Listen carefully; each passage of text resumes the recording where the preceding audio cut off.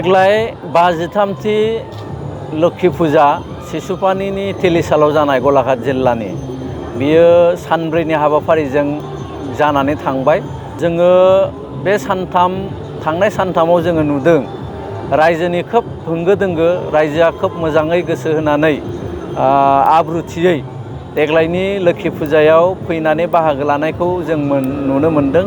आरो जोङो लोक्षि फुजा खुंथाय आफादनिफ्राय जों खोब गोजोननाय मोनदों। मानसिफ्रा जिहेतु थांनाय बोसोरनिख्रुइ एबार खोब मानसिफोरनि ज' जानाय बियो साबसिन जादों।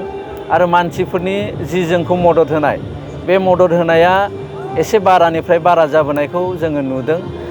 दिनै बुंनो थाङोबा तेलिसालनि बे रायजोआरि जि लोक्षि फुजा बियो जोंनिल' जानानै थायाखै, बे गासैबो रायजोनिनो, बे आसामनिनो गासैबो रायजोनि जानानै फैबाय। बे महरै दिनै जों सान्दों गासिबो हारि माहारि बयबो गावनि होननानै मोनसे बजबनानै लानो नागिरनाय जि आखु, बेखौ जों नुदों आरो बेखौ नुनानै जोङो खोब गोजोननाय मोनदों। एबार अन्य बोसोरनिख्रुइ एबारनि बेलायाव जि मानसिफोरनि बिमा माइनावखौ सिबिनाय एबा बिमा माइनावनाव बोर लानाय, बियो बिबांखौबो जोङो खोब बारा नुदों। जोङो मथा मथि देग्लायनि जि रायजोफोरनि मददथि बेखौ लानानै गोजोनदों। जोङो नायदों जिहेथु रायजोफ्रा रायजोनि होननानै जोंनि नैबे फुजाखौ गनायनानै लादों। खोब होंगो दोंगोनि थाखाय थांनाय बाराव जोङो मेलाफोरखौ जिबायदि खालामोमोन बेखौ नायनानै मानसि जानानै जिहेतु होंगो दोंगोनि संख्या बारा जाबाय, जोंनो फिल्डखौबो एसे अरसिननांसिगौ।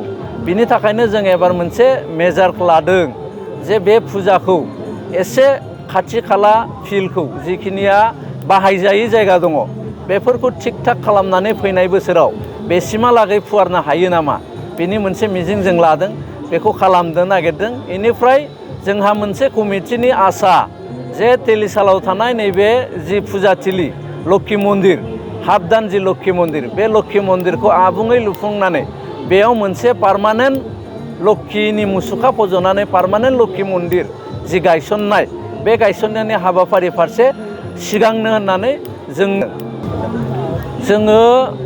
जोंना एबार अखाया एसे जोंखौ मा होनदों उसुबिदायाव खोलैदों। फार्स्ट खालिबो अखा हादों, ओमफ्राय दिनै दिनैबो अखा हादों। खिन्थु थांनाय गेजेरनि साननैयाव जों नुदों फ्राय 10 लाखसो मानसिनि मोनसे समागम जोङो जानाय, जोंनिफ्राय जों सान्दों सानसेयाव किसुआ थांलाय फैलाय जादों। ओमफ्राय मोनाबिलि समाव जि हाराव मानसि जादों, जोंनिफ्राय जोङो सान्दों 10 लाखसो मानसिया एबारनि फुजायाव जोंजों बाहागो लादों। जोंथ' सानो आसामनि मादाव जोंनि नैबे फुजाया सेथियाव थांथों। खिन्थु थांनाय बोसोरनि जोङो जिथु जोंनि रिपर्ट, बे रिपर्ट बायदिबा आपार आसामाव गुवाहाटीनिफ्राय ओजोंहाय जोंनियानो बयनिफ्रायबो गिदिरसिन मोनसे फुजा होननानै जोंखौ गनायथि होदों, गोबां रायजोफ्रा बुंदों। खिन्थु लवार आसामाव ओरैनो गिदिर गिदिर माखासे फुजाफोर दङ।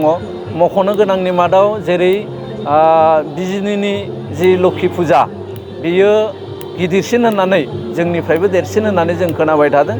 जिहेथु बिथांमोनहा गोबाव समनि थाखाय फुजाखौ खुङो। जोङो जोंनि ओनसोलनि थासारि आरो इयुननि जोलैखौ नायनानै जोङो सानब्रैल' खालामो।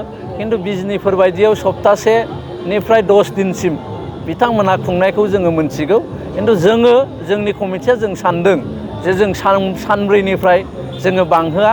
जिहेथु ओनसोलनि थासारि आरो गथ' गथायनि लेखा फरायनाय आरो आबहावानि मोनसे बाथ्रा थायो, बे नेगेटिभ साइडखौबो जों नायदों। जाहाथे बै नेगेटिभ साइडखौ एरायनानै पजिटिभ दिगाव लांनो हायो, बिनि थाखायनो जोङो आसा खालामदों जोङो सानब्रैयैनो जोङो लांबाय थागोन। आरो बे सिद्धान्तनिफ्राय जों हयथ' लोर सोर जानाय नङा। एबार जोङो नलबारिनि हिमाक्षी बर' होननाय सासे जाखांफुनाय बर'नि देंखोगिरि, जों बिथांखौ लाबोदों। दा बिथांनि प्रग्रामा सोलिबाय थादों।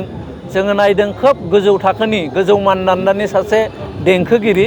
जोङो बर'नि गेजेराव आं सानो आरो जोङो नायदों जे बिथाङा गोजौ मोनसे जायगा इयुनाव लानो हागोन आरो फ्राय मानसिफ्रा बिथांनि जि पारफरमेन्स आरो बिथांनि जि देंखो खननाय बेयाव गोजोनग्लायनायखौ जोंनो फोरमायदों।